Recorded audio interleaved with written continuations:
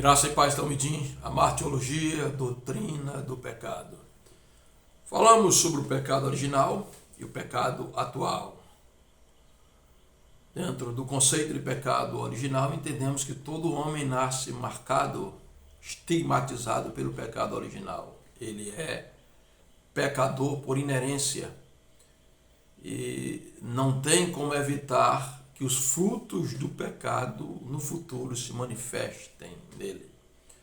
Bom, pensando nisso, surge a pergunta: e as crianças? As crianças são pecadoras? Sim, elas têm a natureza pecaminosa.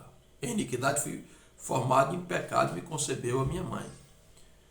Como ficam então a salvação das crianças, aquelas que porventura morrerem antes da idade da razão, ou antes mesmo de manifestarem o instinto pecaminoso, ou antes de pecarem conscientemente?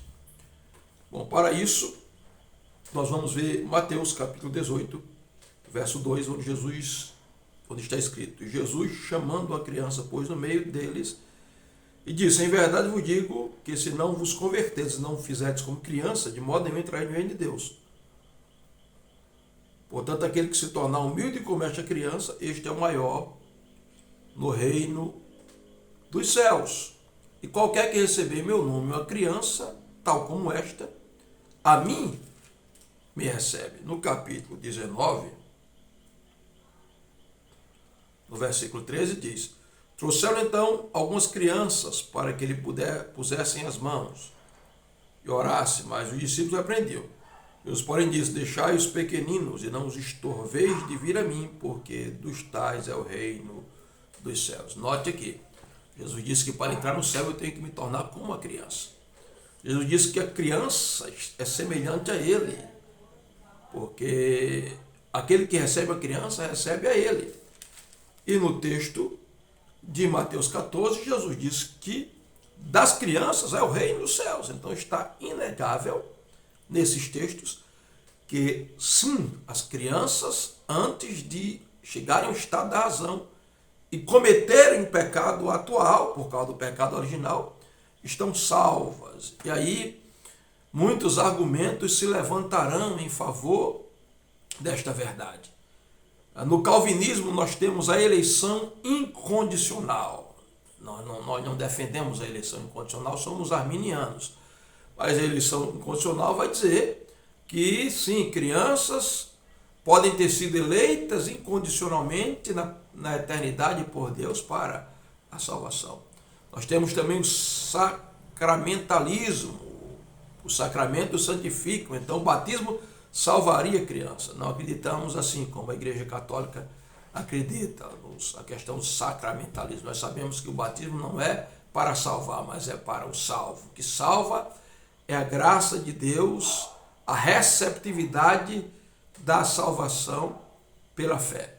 Nós temos o argumento da fé pré-consciente. A criança, mesmo antes do estado de consciência, ela tem a semente de fé no seu coração e de maneira pré-consciente ela desperta a sua fé e, ao chegar na razão, aquela fé teria a evasão para encontrar a salvação em Cristo.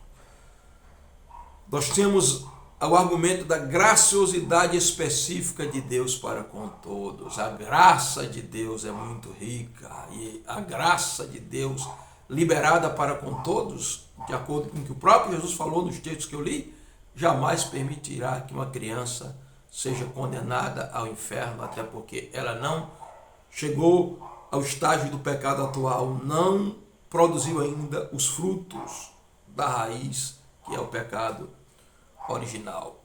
Nós temos o argumento da aliança implícita com a família, da lei do coração, conforme está escrito em Romanos 2, 14 e 15, que no dia do juízo as pessoas serão julgadas pela lei da consciência e pela lei do coração, quer defendendo-as, quer acusando-as. Ora, o coração de uma criança inocente não o acusará, porque a sua consciência está tranquila, pois, na verdade, ela ainda não atingiu o estado de consciência.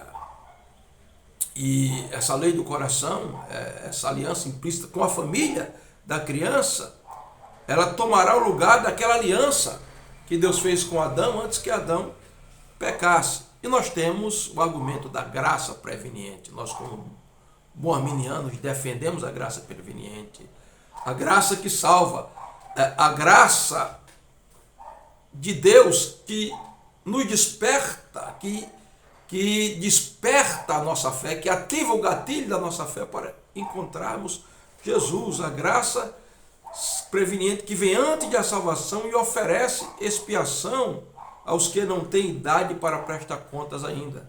Porque finalmente a oração de Abraão continua sendo que o juiz de toda a terra fará justiça. E finalmente nós temos a redenção retroativa. Quando você lê, por exemplo, Romanos, capítulo 3, versos 24, nós vamos encontrar. Porque todos que pecaram, versículo 24, sendo justificados gratuitamente pela sua graça, pela redenção que é em Cristo, ao qual Deus propôs para a propiciação pela fé no seu sangue, para demonstrar a sua justiça pela remissão dos pecados, dantes cometidos sob a paciência de Deus. Veja, Paulo está falando de uma classe de pessoas que pecaram antes do sacrifício de Cristo e que essas pessoas, os seus pecados eram cometidos sob a paciência de Deus. Ou seja, aquelas pessoas do Antigo Testamento, onde a expiação de Cristo, a sua redenção, não tinha se consumado ainda. Mas estas pessoas, através do sangue daqueles animais, eram salvas porque os pecados dela eram cometidos sob a paciência de Deus. Deus estava esperando o sacrifício perfeito. Quando Cristo derramou o sangue, então aquelas pessoas foram salvas retroativamente. E as crianças estão dentro dessa categoria. Crianças que não cometeram pecado ainda porque não chegaram ao estado da razão, são alvos da graça de Deus e da expiação retroativa. Sim, o sangue que Jesus derramou na cruz, derramou por estas crianças. Então, mesmo que as crianças sejam pecadoras porque têm o pecado original, elas não cometeram ainda o pecado atual e a redenção as alcança, elas sim serão salvas porque o sangue de Jesus serve para trazer perdão, expiação e salvação a estas crianças.